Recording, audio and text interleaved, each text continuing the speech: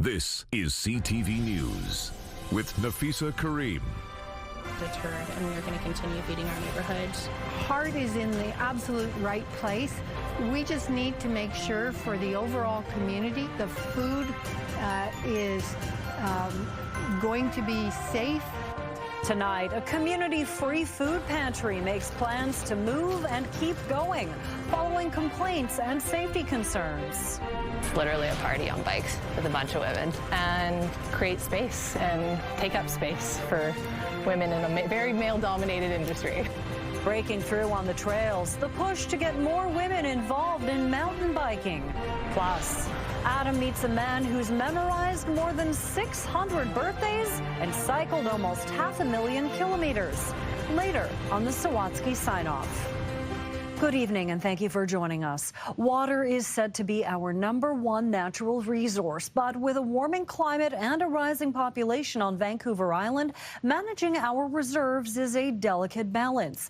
Tonight, CTV's Brendan Strain continues with his two-part series examining where our water comes from and the measures in place to ensure there is plenty to go around.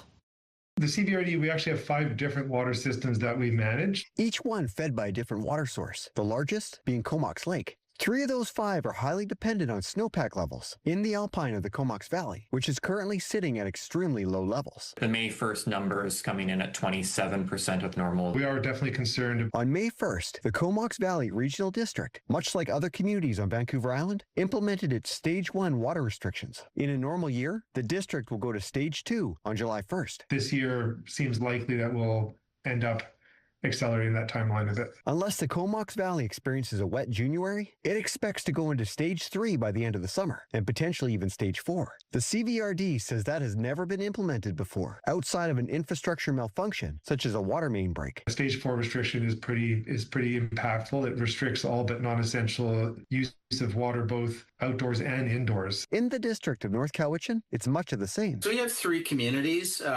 Chemainus, Crofton, and South End. 3 water systems in total, one fed by the Cowichan River, while the other 2 are well systems, tapping into aquifers, which closely interact with 2 rivers. When river flows get low, on occasion, the province may impose some additional restrictions on aquifers. The district of North Cowichan went into Stage 1 water restrictions on May 1st. It says going into Stage 2 is certainly a possibility, even Stage 3 if needed. We have one central dam. It's called Jump Lake Reservoir. In Nanaimo, that reservoir is currently full, relying on rainfall. We're in really good shape right now. Because its watershed is low-lying, any snowpack melt is an added bonus. Although this year, there was little to no snowfall at those elevations.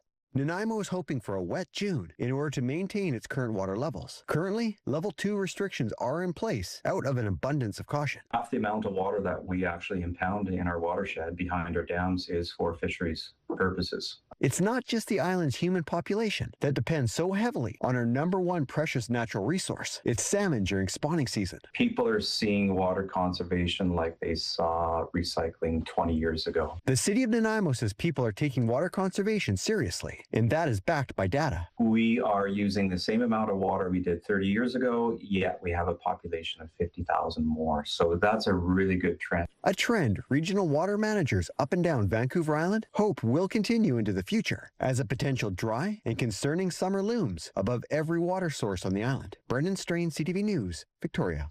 A Saanich man is facing criminal charges following a head-on collision in Parksville that injured 3 people, including a baby. 28-year-old Matthew St. Pierre was arrested in March in connection with the crash on Highway 19 near the Church Road overpass. A white pickup traveling south crossed into the northbound lanes of the highway, hitting a Toyota Prius. St. Pierre now faces 6 charges, including 2 counts of dangerous operation of a motor vehicle causing bodily harm, 2 counts of impaired driving causing bodily harm, and 2 counts of operating a vehicle with a blood alcohol level in excess of 0.08.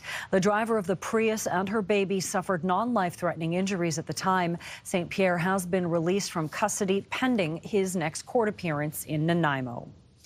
An Esquimalt neighborhood group says its public food pantry is being shut down by the township and Island Health. In an affordability crisis, the pantry is proving to be a well-used service. CTV's Anna McMillan shows us the township is raising concerns over food safety, and the group behind the pantry plans to move it elsewhere. A wagon full of food gets packed into a pantry in Esquimalt, where it sits ready to be scooped up by those who struggle to cover the cost of their grocery bills. We stock it every day. I can't keep it stocked more than 30 minutes generally. Joni Oldhoff is the founder of Esquimalt Mutual Aid, the neighborhood group behind the pantry. She says it opened just off Lyle Street in September, and it's stocked with the help of neighbors and a couple of local nonprofits. It is essentially a zero-barrier pantry that anybody can come and use at any time, day or night. And we have fed probably hundreds of people, if not thousands. Now, Esquimalt is ordering the pantry be shut down. The township says it received a bylaw complaint in February. Their heart is in the absolute right place. We just need to make sure for the overall community that the food is going to be safe. Mayor Barbara Desjardins says the pantry is on municipal property and it doesn't abide by food safety regulations. There have been pictures of dairy food, meats in the box, not refrigerated. Jenna Wharton doesn't want to see the pantry shutter. She lives nearby and donates when she can. People need food, and that the fewer restrictions we can have on accessing food, the better. Thank you. As Oldhoff flips through a book of grateful comments left by people who've used the pantry, she says the need is clear. She says the pantry is being moved to private property a block away, where there will also be a fridge. When you're a person who struggles in all the multiple ways that we do within the systems that exist, we have to choose to just keep going. We have to organize. We cannot just despair and let this bring us down. Esquimalt says when the pantry moves, it still needs to comply with bylaw and food safety requirements. The township says it's happy to advise organizers on how they can make sure that happens. Anna McMillan, CTV News, Esquimalt. Members of the BC Nurses Union have voted overwhelmingly in favor of strike action, paving the way for potential job action. Over 50,000 nurses took part in the four-day online vote, with 98.2% in favor. The union called it the strongest strike mandate in its history. The vote was held after talks with the Provincial Employers Bargaining Association reached an impasse earlier this year over issues including benefits, pay, and staffing shortages. The results give the union legal ability to take job action after issuing 72 hours notice. There's a push on the Mid-Island to get more women and girls involved in the world of mountain biking in what has predominantly been seen as a male sport. With an all-women's race coming up in Nanaimo, now more than ever there's hope to widen the way for everyone. CTV's Andy Garland reports. In the foothills of Mount Benson, these women are shredding up the trails. We can go up really hard, we can go down really hard. It's kind of an infinite challenge out there. They're preparing for the 5th annual Murder Horde Maiden, an all-women's mountain bike race in Nanaimo. It's literally a party on bikes with a bunch of women and create space and take up space for women in a very male-dominated industry. Named after a Simpsons episode, Murder Horde Maiden is geared towards young and old, from beginners to the elite, who want to grow women's mountain biking and in a space to do so. There isn't some guy dropping in behind you. You're then more likely to sign up for these other races, and we're going to create some more equity across all racing. To get more girls interested in the sport, grade 12 student Elsa Romanek, who has been on two wheels all her life, has created an all-girls mountain bike group at her high school for a graduating project called a capstone. She hopes it will increase the accessibility for girls who want to try it, but may have never had support. So by having a group to go ride with, you'll be able to meet some people and kind of create a support system, which usually isn't possible within places. Lori Mansay is a member of Rowdy Race Club, an island-based club which formed a year ago to create a space and opportunity for women who are looking to ride bikes, have fun, and inspire to try racing, and may be hesitant to try due to the majority of male competition. Ride with like a group of like 20 women on the weekend, so it's not for a lack of women wanting to participate, for a lack of there being space. and the safe space for women. And when Murder Horn Maiden takes to the hills in Nanaimo, May 23rd, women will have that space to showcase their skills while having a good time. It makes me feel a little bit more seen and known within the mountain bike community. If you haven't entered the Murder Horn Maiden, there's never been a better time. Registration and information is available on the Nanaimo Mountain Bike Club's website. Andy Garland, CTV News, Nanaimo. The Victoria Regional Transit Commission has approved a plan to expand bus service to YYJ. Under the plan, Route 72 will change with select early morning and late night trips serving the airport. Routes 88 and 87 will continue to provide daytime service to the airport and to residents on the peninsula. Transit says the routes could start rolling out the terminal as early as September or January, depending on the arrival of 39 new double-decker buses. Transit officials say the move will help travelers and airport workers. However, the tweaks to the routes come with a warning. Transit says it could add travel time that may affect ferry connections. Court documents show a trial date has been set for former CFAX 1070 radio host Al Farabee. A 4-day trial by judge has been scheduled to begin March 8th of 2027. Farabee is charged with 2 counts of child luring, one under the age of 16, another under the age of 18. Bell Media, which owns CFAX 1070 and CTV, was not aware of the investigation into Farabee. He was suspended immediately once charges were laid and no longer works for the company. The charges against Farabee have not been tested in court. Mid-20s across the island today. We get to 24 degrees in Victoria for a daytime high. It's currently 23 with mostly cloudy skies. Big cool down on the way over the next couple of days. We'll talk about that and take a look ahead to the long weekend right after the break.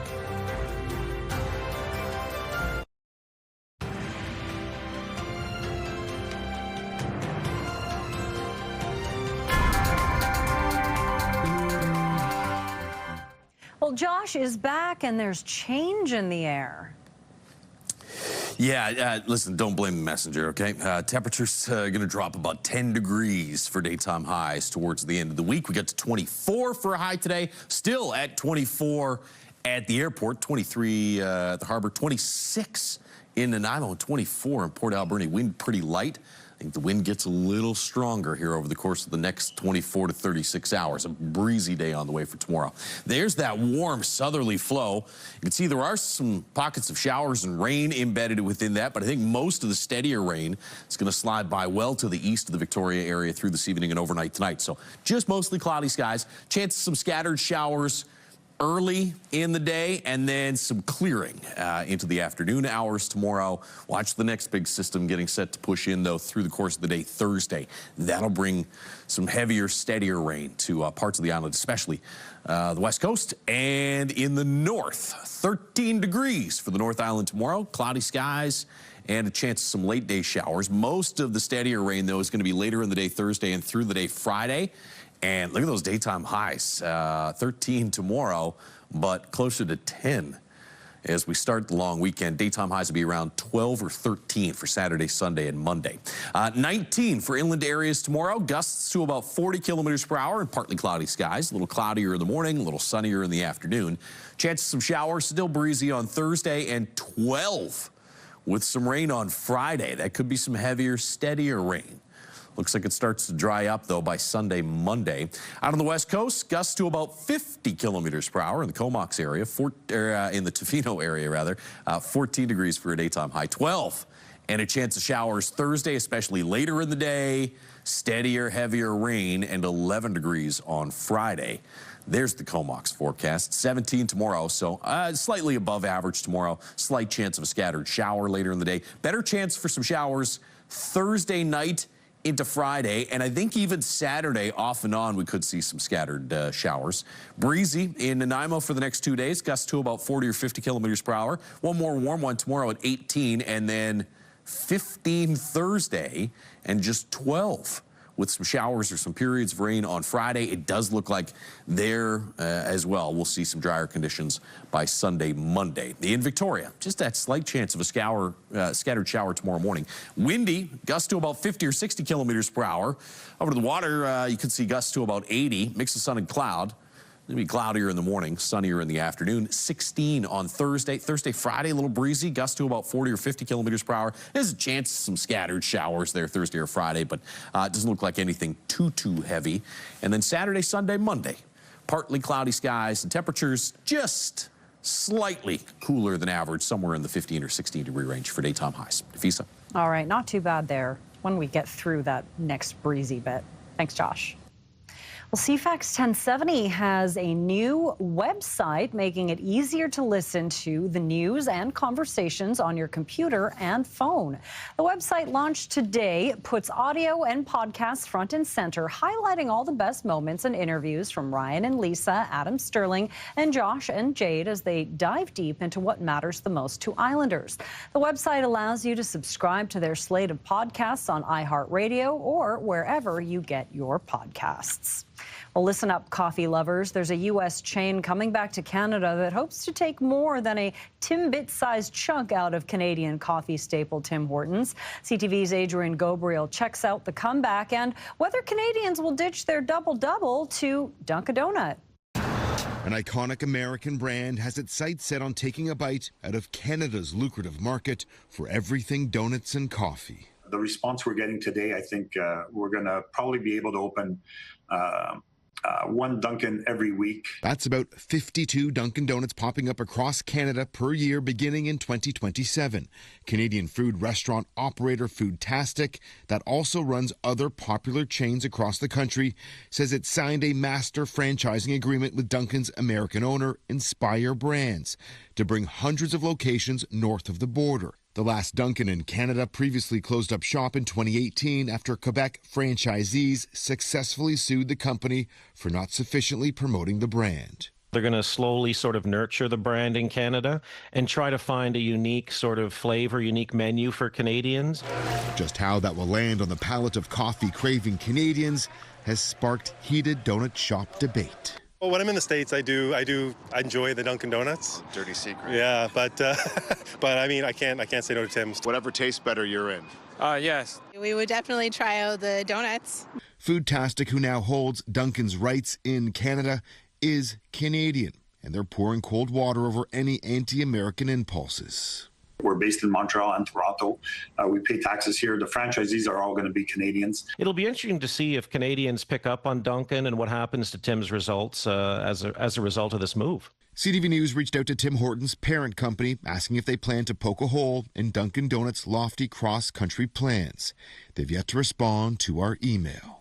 Foodtastic's CEO tells us the company plans to spend the first 24 months opening up Dunkin' Donut locations in the Greater Toronto Area, as well as in Montreal, before setting their sights on the rest of the country. Adrian Gabriel, CTV News, Toronto. Coming up, peddling positivity. Adam meets a man riding on two wheels who's keeping track of a couple of other numbers, 600 and 500,000. So what's he counting? That's next on the Sawatsky Sign-Off.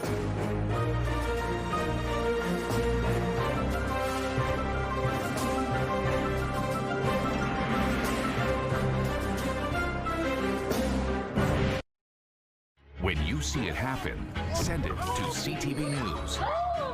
Text 10400 from your screen to ours. Text 10400.